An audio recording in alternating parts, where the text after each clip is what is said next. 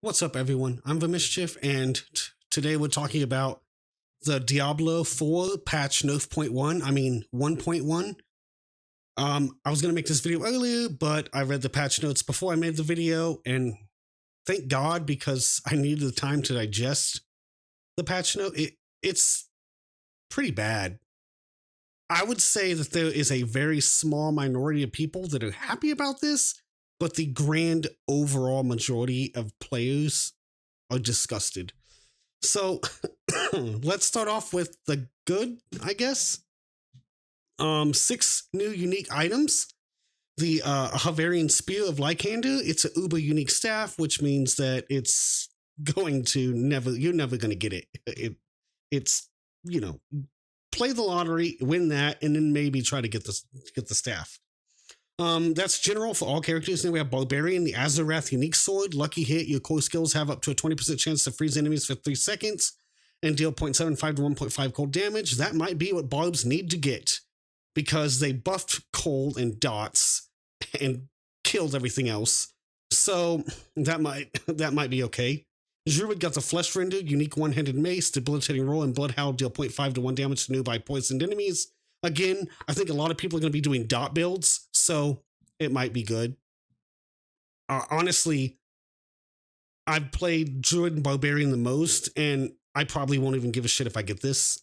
I'm just going to try to get Tempest Roar and do Werewolf Tornado. Wolfnado. Necromancer, Lidless Well, unique shield, lucky hit. While you have an active Bone Storm, hitting an enemy outside of Bone Storm has up to a 5 to 25% chance to spawn an additional Bone Storm at the location. Each of your active sacrifice bonuses increases the chance by 25%, and the total number of additional Bone Storms you can have by 1. I don't know if that's any good. It sounds good on paper, but I've got the least amount of time on my Necro. It's 0 time on Sorcerer until they fix it. So I can't really say if that's going to be good, but it sounds good on paper. Rogue, Eaglehorn, unique bow. Penetrating shot has a 30 to 80% chance to fire an arrow that bounces off walls and scenery. Hitting enemies from behind with penetrating shot will make them vulnerable for 3 seconds. They know vulnerable damage. So I don't know. I'm doing a Twisting Blades rogue, and I've yet to get past 50 on him, so I couldn't tell you if that's any good. Sorcerer. They really shit on Sorcerer. It's like the worst build in the game right now. I feel really bad for Sorceress mains. And it's just the Oculus unique wand. Gain the effect of teleport enchantment for free when you evade using teleport enchantment. You are taken to a random location. Oh, I don't know. I've never played Sorcerer. The new aspects. General, Audacity, utility aspect. When there are at least 5 close enemies, stun them for 2 to 4 seconds. This can only occur once every 20 seconds. I don't know. Maybe people start using stun builds because of all the nerfs we'll get to. Craven, mobility aspect. You gain 20 to 40% increased movement speed when moving away from a slowed or chilled enemy.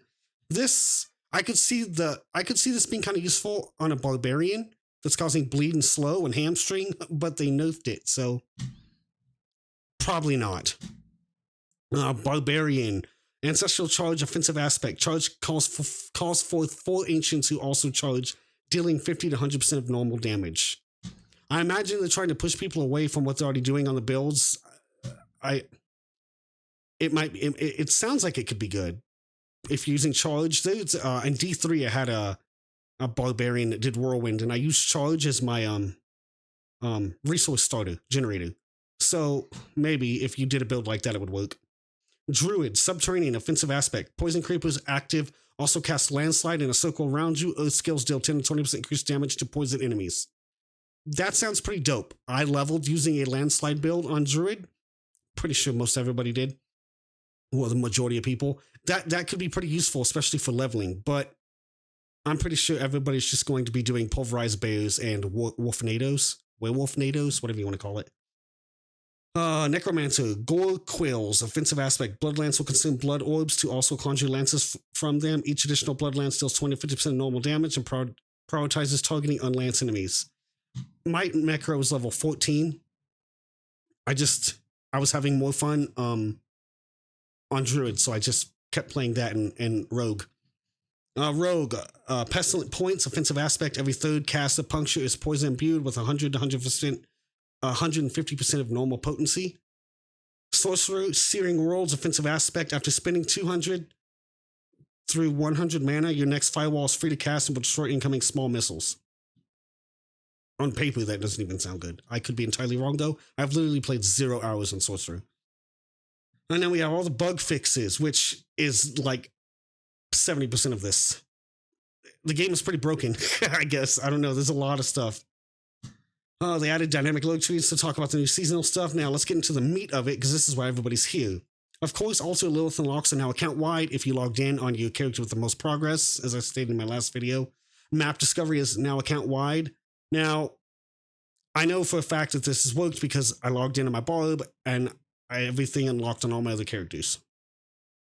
Whispers will no longer reward sigil dust. Okay. Overall, loot quality has been significantly improved with silent chests. I don't know if that's going to... I stopped caring about those when I realized that I wasn't really getting... I mean, sure, yeah, I could, get a Tempest Roar out of it. Sure, but then you have to buy the keys. You have to... I don't even use obols for anything anymore, so I don't know what they're doing here. The channel time for Leave Dungeon build has been increased from 3 to 5 seconds. I don't know why. We have generally reduced the tendency for many monsters to move around in combat so that melee characters don't have to chase down their enemies as much. Now, this is something that when I read this before I got to what we're going to get to, I was like, thank you. Finally. I'm so sick of running after enemies. It's annoying. Added PS5 DualSense Edge wireless controller support for PC. I've been using my DualSense, so I guess maybe they added the... I can't remember what you call it, the resistant triggers or whatever. The other bells and whistles that come with it. I don't know. I've been using my PS5 controller. Side quest renown values increased from 20 to 30. This is nice. Dungeon renown reward values increased from 30 to 40. This is nice. I actually didn't see that earlier when I was reading it. But now that I see it, that's kind of a bonus. We shouldn't have to grind renown every season anyway, in my opinion. Okay, now here's where things start to get spicy. World Tier 2 has had the following bonuses added. Bonus gold increased from 15 to 20%. Monsters now drop 15% more items. The reason they did this, it's because they've made the jump from World Tier 2 to 3 and from 3 to 4 significantly harder. And so this is like a little tidbit they're throwing us. Developers note, we like where World Tier 2 has landed overall, but are increasing its reward pace to better align with its difficulty. Well, that's because they increased difficulty across the board. Level scaling inside dungeons in most overworld territories has been adjusted in World Tiers 3 and 4. Monsters will begin to trail behind the player in level after a certain point, up to a maximum of 5 levels behind. This change does not affect world bosses, Legion events, Fields of Hatred, Helltide, or Nightmare dungeons. Well, it kind of does affect Helltide. So they made everything harder. Everything's going to be harder. Now, I know the general consensus among a lot of players was the content was too easy, but then at the same time, they felt like they weren't progressing. I don't understand. People are saying that it was too easy, but then at the same time, they were also saying that they never felt like they progressed and they couldn't just bash through enemies. I don't understand. It's a contradictory. I always felt powerful when I got my build going. Sometimes all I needed was one little piece of gear, and I would go from barely being able to kill trash mobs in a few seconds in a Nightmare dungeon to absolutely obliterating them. It had nothing to do with levels. It had more so to do with getting the build together, which was the gear I needed, the aspects I needed. And then sometimes getting a glyph on my Paragon board, finally getting to that 3rd or 4th glyph really boosted me insane in some area. I feel like a lot of the people that are complaining about a lot of these things are RPG players and not ARPG players. I don't know. Maybe I'm wrong. I don't know. That's just how I feel. So here's an example. World Tier 3. If the player's level is below 55, the monster's level is 55. If the player's level is 56 to 60, the monster's level is 55. If the player's level is 61, the monster's level is 56. If the player's level is 62, the monster's level is 57. From this point, the monsters will always be 5 under World Tier 3's max monster level of 70. And then it's the same example for World Tier 4. So basically what they've done is they've nerfed leveling and experience gain, because now monsters are going to be lower than you, and you're not going to be gaining as much experience off of them because they won't be... For one, they're not going to be a higher level, which is going to grant a base higher XP. And for two, they're going to be lower level, so you're not going to get the bonuses that they also nerfed remember, you got a 25, you used to get a 25% bonus to enemies 3 levels above you. Well, yeah, well, they nerfed that, and now enemies are hardly ever going to be 3 levels above you. Except in Helltides, I guess. Nightmare Dungeons. I mean, I'm being facetious and I'm frustrated with the patch, but it makes it easier, even though they're supposed to be making it hard. They made it harder in one sense, but this makes it a little bit easier, and it also slows leveling. Experience. Reward experience for completing Whispers in World Tiers 3 and 4 has been significantly increased. Okay. So most people level in World Tier 2 or 1. They do trade Whispers. And that's how they get to World Tier 3, and then they boost themselves to World Tier 4 by doing World Tier 3 content. Yeah, that's not going to be the case anymore. It's going to be a big jump going from World Tier 2 to World Tier 3. You're not going to be able to do it as easy as you used to. And I'm speaking from a solo player perspective. I never boosted or did any obscene things. I don't have one. My bar is 96. I don't have one character to 100. My next highest character is my druid, who's like a 77 or something. 75, I don't know. And I have a family, and I have obligations. I can't, and I'm not as well min-maxed as other people. So I can't, get all 5 characters to 100. Here's an important one. They're nerfing boosting. But by nerfing boosting, they're basically nerfing the experience gain for everybody. So even if you're not boosting in dungeons and everything, guess what? It's going to take you even longer to level up because some players were boosting each other, which is something players have done in these games forever. I mean, it sucks, I guess, but make friends. I don't know. I don't do it. I don't have a ton of friends playing this. Make friends that do play it, and then you boost each other. Because now everybody's getting hit with experience nerfs. We have observed that experience bonus reward for killing higher level monsters escalates too fast when compared to relative challenge involved. We still want to reward players for taking on this challenge by encouraging them to participate in power leveling together instead of one player killing enemies while another member of their party waits at the dungeon's entrance. They don't want power leveling unless you're all working together at a lower difficulty. I don't know. I don't power level, really. We're adjusting. Okay, here's what it is. We're adjusting the bonus rewards for killing monsters that are higher level than the player. So, pre-season, that's everything before today's update. 1 level higher, 15% bonus. 2 levels higher, 20% bonus. 3 levels higher, 25% bonus. That's why the majority of people are saying, hey, if you want your biggest bang for your buck in leveling, do Nightmare Dungeons and do it where they're 3 levels higher than you, so you can clear it really quick. And you gain that 25% boost. But most people who are putting in like hours and hours, like I'm like at 300 hours on this game. Most people that have that many hours, yeah, I wasn't doing that. I was killing things, like they said, 10, 15, 20 levels higher than me on my barb and stuff. I got the right gear and I was going through things. And that's not going to count anymore. Because now, for 1 level higher than you get 1.5%. For 2 levels higher, you get 3%. And for 10 levels higher, you get 15%. And that's the max. Now, it gets worse.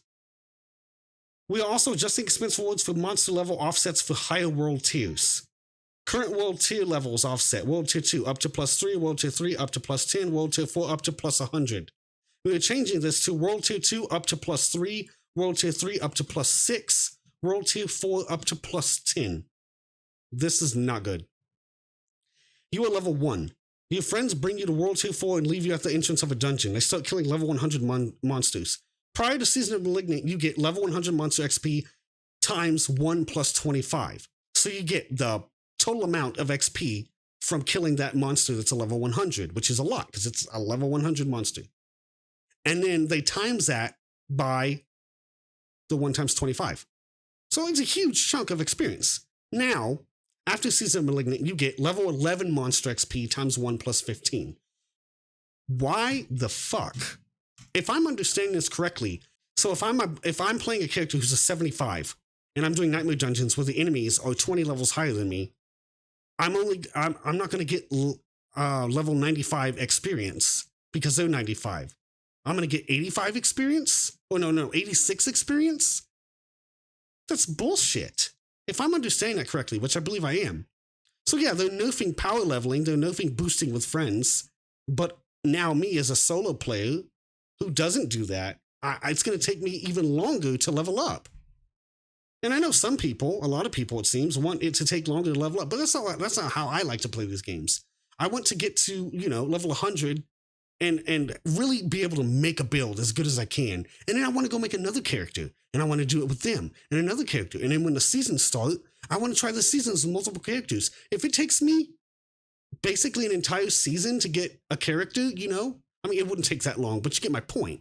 Like, it takes me longer to level one character, and I don't get to experience any of the other characters in that seasonal content. It's a drag. It's a drag. Helltides. Developers note, we are looking to increase the danger in Helltide's risk reward gameplay by making the monsters a bit more challenging and the torture gift mysteries harder to open. This is not a risk reward improvement. This is a risk improvement. Like, they made it harder and riskier, but the reward is no better, and the reward sucked anyway. Helltide monsters are now 3 levels higher than the player instead of 2. Okay, that's good. Maybe I'll get a little bit more experience when I'm doing Helltides. I'm not going to do them anymore. The torture gift of mysteries chest has had its cost increased to 250 aberrant cinders from 175. That is ludicrous. When I am farming my ass off, some of the zones are really bad for Helltides. I can maybe barely get all the torture gift of mysteries chests. Now maybe I'll get one. I'm not going to do them anymore. All interactable objects, I don't know. All interactable objects have a small chance of dropping cinders. No, there's already reports coming in of people saying that they've nerfed cinders into the ground, and the torture gift of mysteries chest isn't dropping any better loot. Literally, the only reason I did Helltides was when I was leveling, because I could get better gear to help my character, And then when I was in higher levels, I would do Helltides to get aspects. Like, oh, I really need this aspect and I only have one, and this weapon's not very good. I don't want to put it on this weapon. I'm going to go farm for more. What aspect of Shockwave for the pulverized bear? I was looking for those. And I just went and farmed the Helltide chest, hoping that I would get a weapon with that aspect on it, so that way I wouldn't have to use my god tier roll one, my max roll one on a shitty weapon. No, I want to wait until I get like a perfect roll weapon. So I'm going to go get the worst one, I want to get a different one, so I can put that on my kind of decent weapon until I get the better weapon and put the max roll on it. But I don't see the point. Literally, just do nightmare dungeons. Like, Helltides were fun to go show off your gear and you build, flex on people. Like, oh, look at this, look how cool I am. I finally got Tempest Roll. Oh my god, I couldn't wait to go show off my Wolfenado build at Helltides when I finally got my Tempest Roll. But now it's not even worth it, I don't want to go see what other cool builds people are running, because I don't want to do Helltides, because they need to increase the reward from the tortured chest of mysteries. If they're going to increase it to 250, that's disgusting. And the nerf to cinders, which is what I'm hearing, I've yet to do it. I logged in, tested my barbarian, my druid, and my low-level rogue just to see, and I didn't do the Helltide, so I don't know how bad the Helltide is, but the rest of it feels pretty bad. Okay, balance updates. So this is probably one of the biggest ones. It's a huge nerf. Aspect of Disobedience maximum stacks reduced from 100 to 60, reducing maximum bonus armor percentage from 25 to 50% to 15 to 30%. I mean, it's not the end of the world, but that is a huge hit to basically every build that I've seen is running Disobedience, usually on the pants. Maybe the chest, but usually the pants of the chest. Aspect of Retribution bonus damage to stunned enemies reduced from 20 to 40% to 10 to 20%. I don't know why they're nerfing that, because you'll see. Exploiters aspect bonus damage to Unstoppable reduced from 20 to 50% to 20 to 40%. Starlight aspect resource restore increased from 10 to 20 to 20 to 40. Cool. They buffed Butcher's Cleaver. They increased. Okay, here's some interesting stuff. They increased the bonus drop ancestral and sacred items in Nightmare Dungeons from 5% to 10%. They removed a 20% chance to drop an extra equipment item from elite monsters outside of Nightmare Dungeons and Helltide. So what is the point of the open world? Why did you make this huge open world if there's people already don't have anything to do in the open world? And now they're like, it's a small little thing. I'm nitpicking, but it's stupid. Why do I want to go kill random mobs in the open world? Why did you make the open world if there's no reward for being out there? Increased chance to drop an extra equipment item from elite monsters in Nightmare Dungeons and Helltide by 10%. Do more Nightmare Dungeons. Nightmare Dungeons now have a 50% chance to drop a second legendary item upon completion. Do more Nightmare Dungeons. Nightmare Dungeons now give 3 rare items upon completion, up from 1. Do more Nightmare Dungeons. They buff the shit out of Nightmare Dungeons. Monsters. Increase monster HP scaling from 85 to 100% bonus per extra player in a party. Though no thing party play co-op. The monsters are stronger now, they have more health. Miscellaneous adjust the scaling of the greed shrine to improve its effectiveness throughout the game. Just take it out. World bosses now drop potions more often. I can see how this could be very useful, and like I only play 2-2 until I get to 3 and 4, and 2-2 is rough. It takes a while.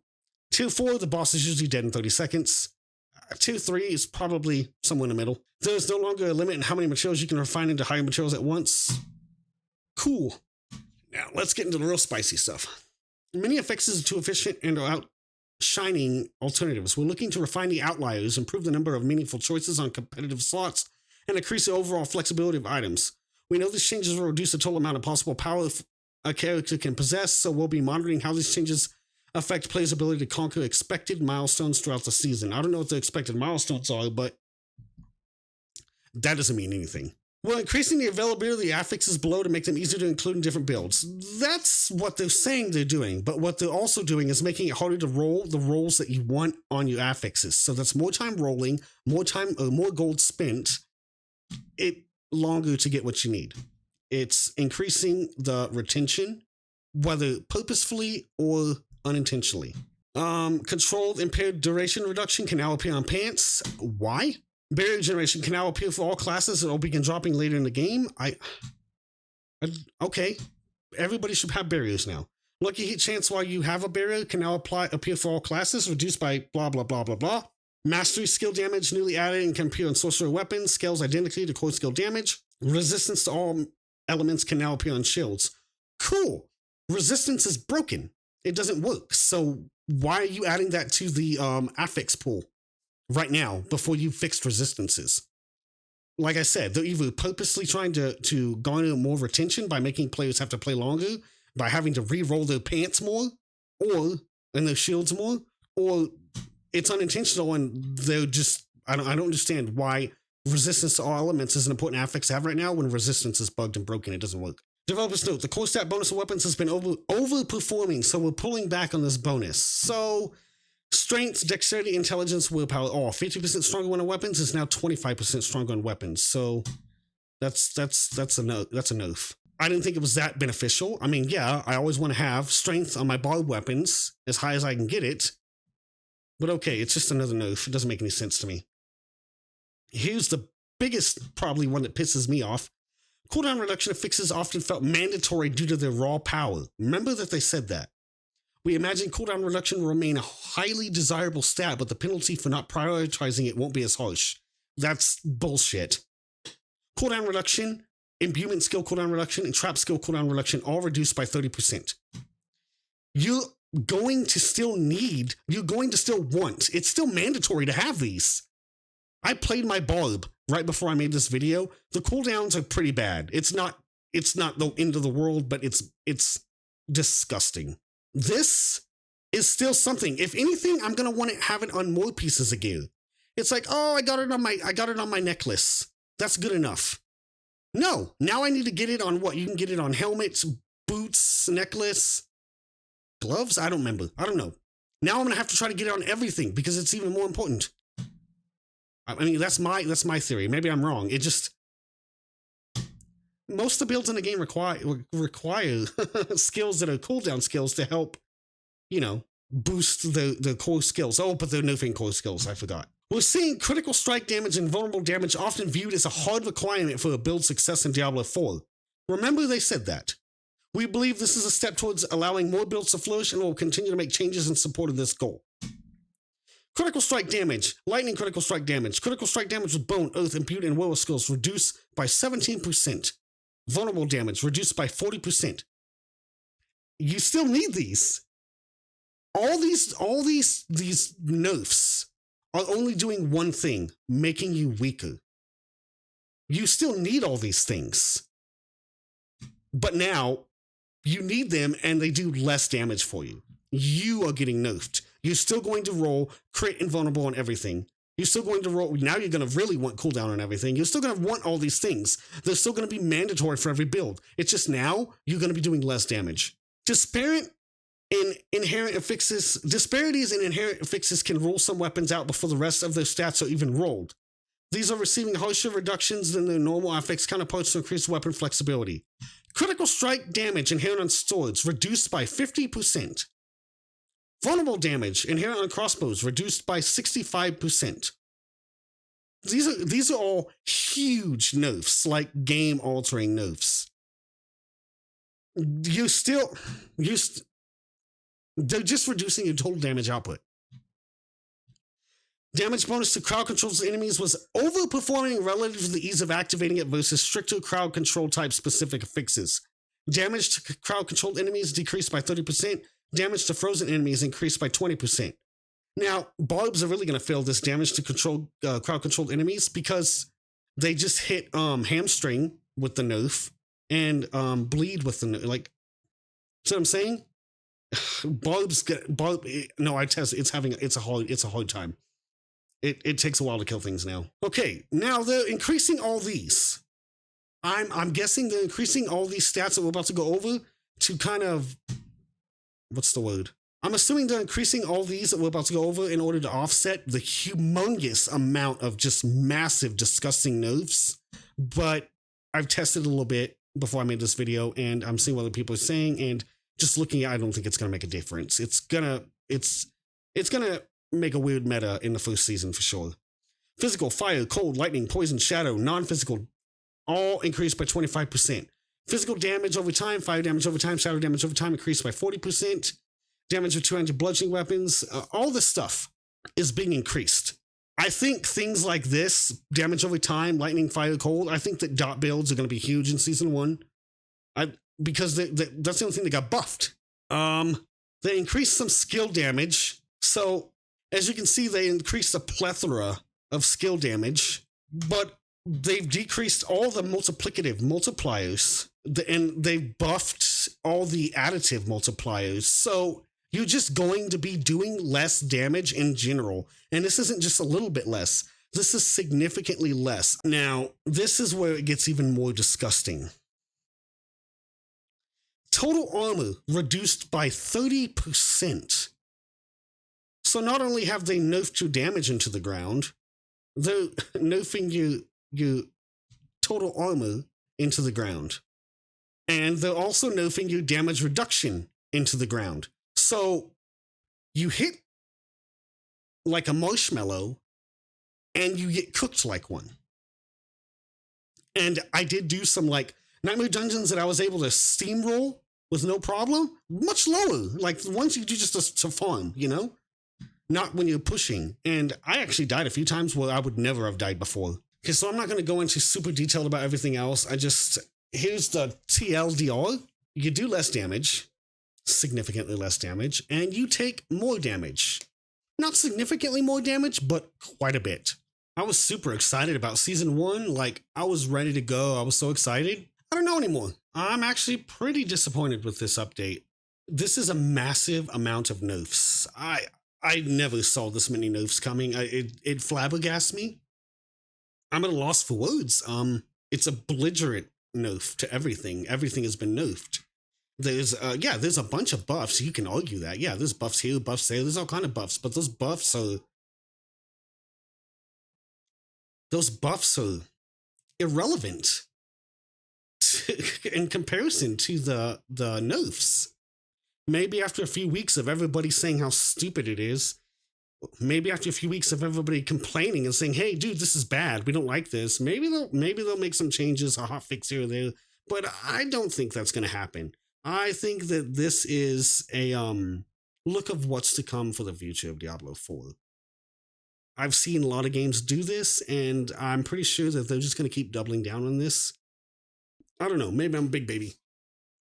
I just know that the overwhelming majority of people are pissed off about this patch, and I'm definitely not in a minority on this one. It's a bad patch. There's other ways that they could do to help the long-term health of the game besides nerfing everything into oblivion. I don't know. We'll see what happens when the malignant hearts and the caged hearts drop in season 1 on the 20th. Maybe there's a light at the end of this tunnel. I don't know. Let me know what you think. Thanks for watching.